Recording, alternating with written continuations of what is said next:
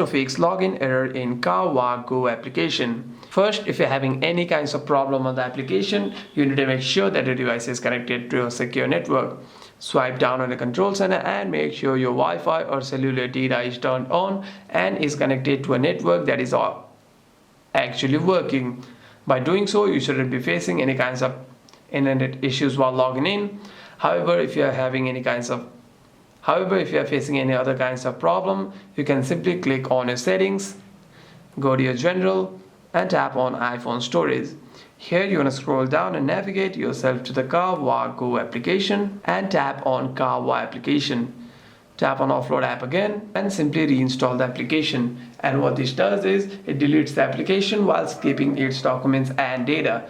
And the next time you log in into the application, you shouldn't be facing any problems. However, if you do face any kinds of issues after this, you can simply restart your device once and open the app again. Hope this video was helpful. If you have any further questions, make sure to leave a comment down below.